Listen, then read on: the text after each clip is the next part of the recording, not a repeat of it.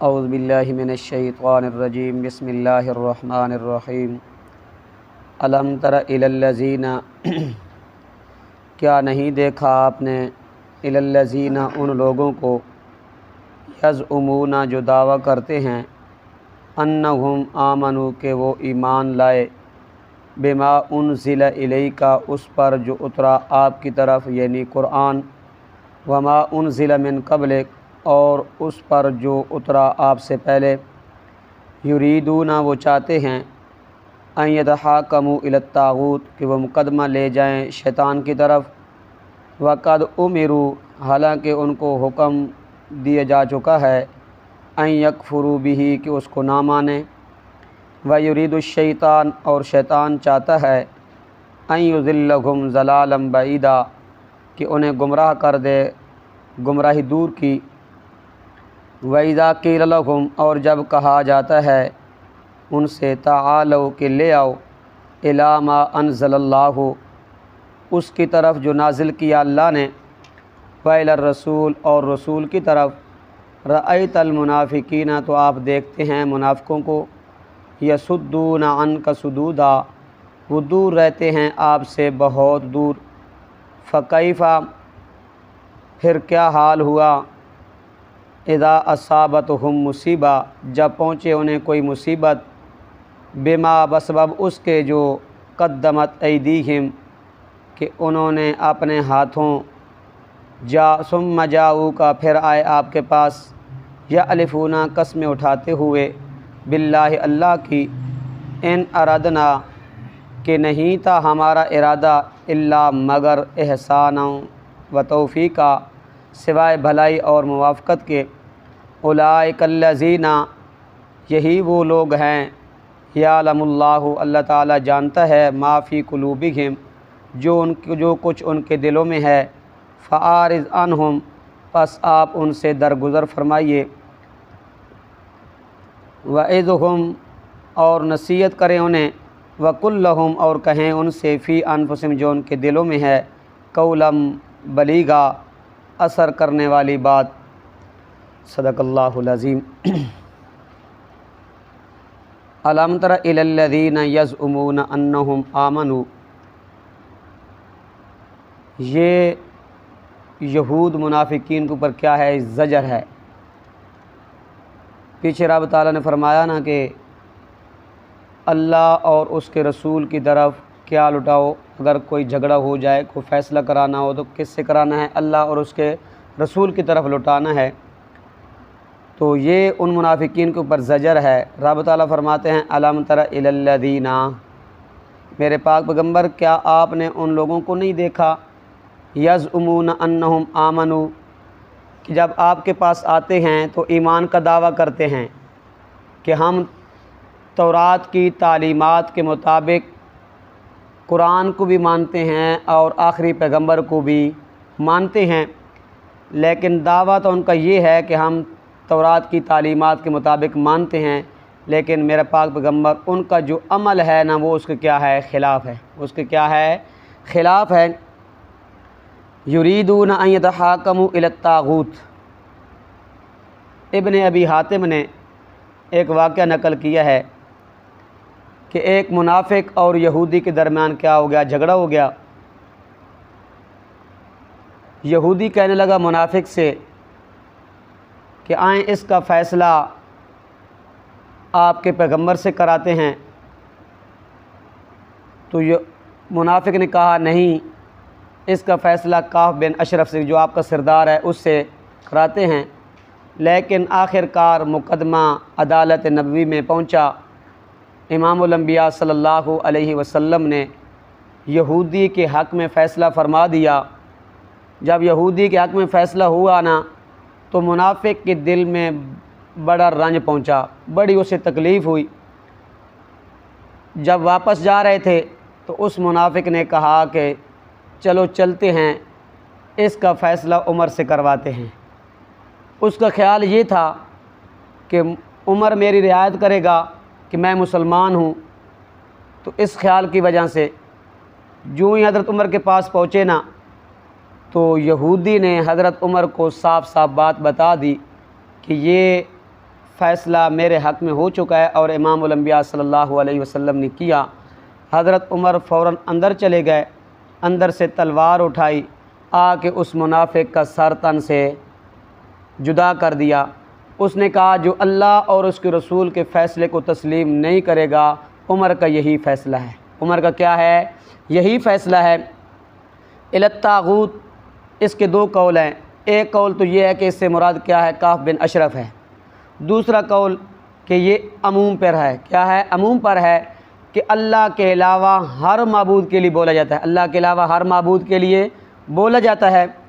تو یہ ان مشرکین کا حال بیان ہوا جو کیا کرتے تھے، اپنے بزرگان دین کے بتوں، قبروں پر ان کے فطرتی کرشمے دیکھ کر نہ مان کے نہ تو کیا لے جاتے، انہیں تسلیم کرتے، ان کی قبروں پر جا کے، ان کے مزاروں پر جا کے وہ فیصلے کرتے، جیسا کہ حضرت ابراہیم علیہ السلام کے بت سے وہ تقسیم کا فیصلہ لیتے تھے۔ کیا؟ تقسیم کا فیصلہ لیتے تھے۔ اسی طرح آج کل کے جو جہلا ہیں وہ بھی کیا کہتے ہیں کہ آپ کیا کریں، فلاں روزی کی کنڈی کھول دیں، یا میں فلاں چیز قبر پر رکھتا ہوں، آپ اٹھا لیں۔ اس طرح کے وہ کیا ہے؟ الی الطاغوت سے مراد کیا ہے؟ ہر معبود ہے جو اللہ کے علاوہ۔ تو اس لیے رب تعالیٰ فرماتے ہیں یریدون ان یتحاکموا الی الطاغوت، وہ دعویٰ تو کرتے ہیں کہ تورات کے تعلیمات کے مطابق ہم قرآن کو بھی مانتے ہیں، اور کس کو مانتے ہیں؟ آخری پیغمبر کو بھی مانتے ہیں، لیکن فیصلہ کہاں لے جاتے ہیں؟ طاغوت کی طرف، فیصلہ طاغوت کی طرف لے جاتے ہیں۔ وَقَدْ أُمِرُوا أَن يَكْفُرُوا بِهِ، انہیں کہا گیا ہے، انہیں حکم دیا گیا ہے کہ اس کو نہ مانو، اس کے شیطان کی طرف ہو، شیطان کو نہ مانو۔ وَيُرِيدُ الشَّيْطَانُ أَن يُضِلَّهُمْ ضَلَالًا بَعِيدًا، کہ انہیں شیطان تو چاہتا ہے کہ وہ گمراہ ہو جائیں، شیطان چاہتا ہے کیا ہے کہ وہ کیا ہو جائیں؟ گمراہ ہو جائیں، دور کی گمراہی میں چلے جائیں۔ یہ بھی اسی کے مضمون میں ہے۔ وَإِذَا قِيلَ لَهُمْ تَعَالَوْا إِلَىٰ مَا أَنزَلَ اللَّهُ، جب کہا جاتا ہے انہیں کہ لے آؤ اللہ اور اس کے رسول کی طرف، فیصلہ کہاں لے آؤ؟ اللہ اور اس کے رسول کی طرف۔ رَأَيْتَ الْمُنَافِقِينَ يَصُدُّونَ عَنْكَ صُدُودًا، صدود کا معنی تکبر ہے، غرور ہے۔ کیا؟ تکبر اور غرور ہے۔ وہ تکبر کی وجہ سے، غرور کی وجہ سے وہ کیا، اللہ فرماتے ہیں کہ آپ دیکھیں گے ان منافقین کو، آپ دیکھیں کہ ان منافقین کو وہ دور رہتے ہیں آپ کے فیصلے سے، وہ آپ کے فیصلے سے اور اللہ کے فیصلے سے کیا رہتے ہیں؟ تکبر اور غرور کرتے ہیں، اللہ کے فیصلے کو تسلیم نہیں کرتے، آپ کے فیصلے کو تسلیم وہ نہیں کرتے۔ فَكَيْفَ إِذَا أَصَابَتْهُمْ مُصِیبَةٌ، مصیبت سے مراد وہ ہے، وہ قتل ہے جو حضرت عمر نے اس منافق کو قتل کیا تھا، اس منافق کو قتل کیا تھا۔ بما قدمت ایدیہم سے مراد یہ ہے کہ انہوں نے آپ صلی اللہ علیہ وسلم کا فیصلہ تسلیم نہیں کیا تھا، اسی بنا کی وجہ سے اس آدمی کو کیا کیا گیا تھا؟ قتل کر دیا گیا تھا۔ اس لیے رب تعالیٰ فرماتے ہیں فَكَيْفَ إِذَا أَصَابَتْهُمْ مُصِیبَةٌ، پھر کیا حال ہوا جب پہنچے انہیں کوئی مصیبت، انہیں کوئی مصیبت، بما قدمت ایدیہم، بسبب اس کے جو ان کے ہاتھوں نے آگے بھیجا، جو ان کے ہاتھوں نے آگے بھیجا۔ ثُمَّ جَاءُوكَ يَحْلِفُونَ بِاللَّهِ إِنْ أَرَدْنَا إِلَّا إِحْسَانًا وَتَوْفِيقًا، رب تعالیٰ امام الانبیاء صلی اللہ علیہ وسلم کے پاس آئے جس وقت حضرت عمر نے اس منافق کو قتل کیا نا، اس کے جو ورثاء ہے نا، وہ امام الانبیاء صلی اللہ علیہ وسلم کے پاس آئے، کہنے لگے یا رسول اللہ ہمیں کیا دلوائیے، بدلہ دلوائیے، ہم اس کے خون بہا لیں گے۔ کیا لیں گے؟ خون بہا لیں گے۔ اور قسمیں اٹھاتے ہیں یا رسول اللہ ہمارا مقصد صرف یہ تھا کہ ہم حضرت عمر کیا کرا دیں، ہمارے درمیان صلح کرا دیں، ہمارا مقصد اور کوئی نہ تھا۔ اس لیے رب فرماتے ہیں ثم جاءوک یحلفون باللہ، میرے پاک پیغمبر پھر آئیں آپ کے پاس قسمیں اٹھاتے ہیں۔ کیا قسمیں اٹھاتے ہیں اللہ کی کہ ہمارا اور کوئی مقصد نہیں تھا، ہمارا مقصد یہ تھا کہ ہمارے درمیان کیا کرا دیں، صلح اور موافقت، اور کیا کرا دیں، کوئی بھلائی کا راستہ نکال دیں۔ اولئک الذین یعلم اللہ ما فی قلوبہم، رب تعالیٰ فرماتے ہیں میرے پاک پیغمبر یہ ان کے دلوں کے حال میں جانتا ہوں، یہ منافق ہیں، یہ کیا ہیں؟ منافق ہیں، یہ آپ کے سامنے جھوٹ بول رہے ہیں، جھوٹی قسمیں اٹھا رہے ہیں۔ فَأَعْرِضْ عَنْهُمْ، فَأَعْرِضْ عَنْهُمْ، آپ ان سے اعراض کیجیے، آپ ان سے کیا کیجیے؟ اعراض کیجیے۔ ان کی قسموں کے اندر آ کے کوئی غلط فیصلہ نہ کرنا۔ وَعِظْهُمْ وَقُلْ لَهُمْ اور انہیں نصیحت کریں اور انہیں کہیں ان سے فی انفسہم جو ان کی دلوں میں ہے، جو ان کی دلوں میں کیا تھا؟ نفاق تھا۔ کیا تھا؟ نفاق تھا۔ قولا بلیغا اثر کرنے والی بات ان کو کہیں کہ اس منافقت سے کیا آ جائیں؟ باز آ جائیں۔ کیا آ جائیں؟ باز آ جائیں۔ اللہ رب کا قرآن فرماتا ہے کہ کیا وَإِذَا قِيلَ لَهُمُ اتَّبِعُوا مَا أَنزَلَ اللَّهُ قَالُوا بَلْ نَتَّبِعُ مَا أَلْفَيْنَا عَلَيْهِ آبَاءَنَا۔ منافقوں کا حال بیان ہوا جب انہیں کہا جاتا ہے وَإِذَا قِيلَ لَهُمُ اتَّبِعُوا مَا أَنزَلَ اللَّهُ جو اللہ نے نازل کیا، اب کیا کریں؟ اس کی پیروی کریں۔ کیا کریں؟ اس کی پیروی کریں۔ لیکن وہ اس کی پیروی نہیں کرتے، وہ کس کے نقش قدم پہ چلتے ہیں؟ باپ دادا کے نقش قدم پہ چلتے ہیں۔ باپ دادا کے نقش قدم پہ چلتے ہیں۔ اللہ رب العزت نے مومنوں کا حال بھی بیان فرمایا۔ رب تعالیٰ فرماتے ہیں انما کان قول المؤمنین اذا دعوا الی اللہ ورسولہ لیحکم بینہم ان یقولوا سمعنا واطعنا۔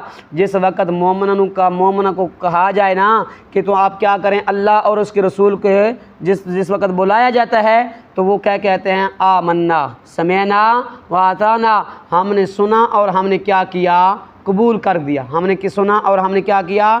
اسے قبول کیا۔ وہ بلادری کو ترجیح نہیں دیتے، ماں باپ کو ترجیح نہیں دیتے، خیش اقربا کو ترجیح نہیں دیتے۔ جب اللہ کا حکم آ جاتا ہے وہ اس کو کیا کرتے ہیں؟ اس کو تسلیم کرتے ہیں۔ کیا کرتے ہیں؟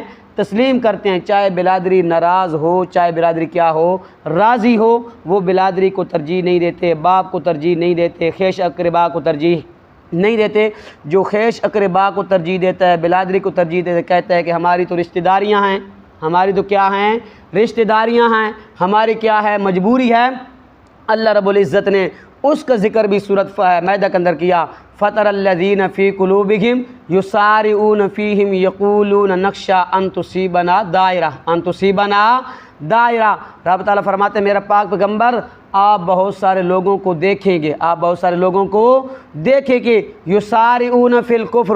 پیچھے رب نے فرمایا کہ یہود و نصارہ کے ساتھ تعلقات قائم نہیں کرنے، ان کے ساتھ دوستی نہیں کرنی۔ وہ دوڑ دوڑ کے کیا کرتے ہیں؟ ان کے ساتھ دوستی کرتے ہیں۔ دوڑ دوڑ کے کیا کرتے ہیں؟ دوستی کرتے ہیں۔ کہتے کیا ہیں؟ وَيَقُولُ نَخْشَىٰ أَن تُصِيبَنَا دائرہ۔ اگر ہم نے ان کے ساتھ دوستی نہ کی تو ہمیں یہ کوئی تکلیف پہنچائیں گے، ہمیں کیا کریں گے؟ تکلیف پہنچائیں گے، کیونکہ وہ یہود و نصارہ ان منافقین کی مالی امداد کرتے تھے۔ کیا کرتے تھے؟ مالی امداد کرتے تھے۔ اس وجہ سے کہا کہ اگر ہم ان سے دوستی نہیں رکھیں گے، ان کو چھوڑیں گے، ان کے ساتھ اٹھنا بیٹھنا تعلقات ختم کریں گے تو یہ جو ہماری کیا کرتے ہیں؟ مالی امداد کرتے ہیں، یہ کیا کر دیں گے؟ چھوڑ دیں گے۔ کیا کر دیں گے؟ چھوڑ دیں گے۔